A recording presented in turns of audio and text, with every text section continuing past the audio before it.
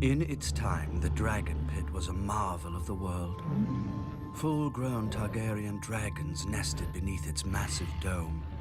And even on the darkest nights, the walls seemed to glow with the fire of the great beasts inside. As had the site's previous occupant, the Sept of Remembrance, when Maegor the Cruel blasted it with dragon fire during morning prayers. The screams of the dying men echoed through King's Landing all day, and a pall of ash and smoke hung over the city for a week. But as it dissipated, so too did the rebellion of the Faith Militant. The Sept of Remembrance faded from memory, and Maegor decided to replace a monument to the gods with a monument to his family, the Dragon Pit.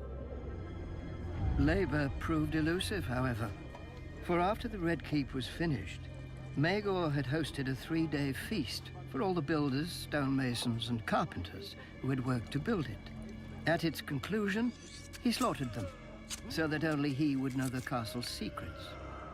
So many men fled the construction of the Dragon Pit that Maegor was forced to employ the prisoners of the city dungeons, supplemented by skilled and ignorant builders from across the narrow sea.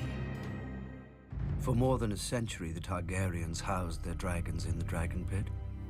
But dragons are not horses to be stabled or hounds to be kenneled. With each generation, the dragons became less massive, less swift, less long-lived.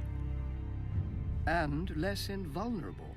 During the Dance of Dragons, 2 Targaryen factions killed a handful of their family's dragons while fighting each other.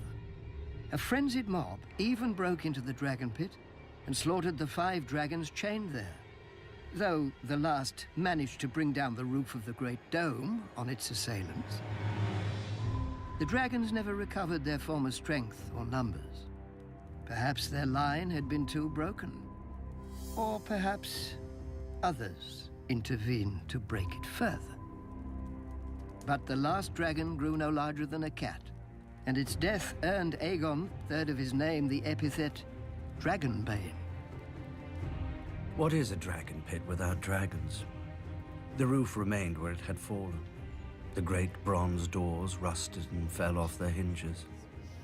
Prostitutes cavorted where fantastic creatures had once fed and slept. Then came Daenerys.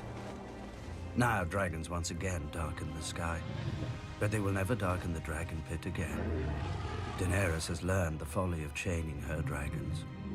The Dragon Pit is and will remain a ruin of a bygone age, when kings and queens flew high above their countrymen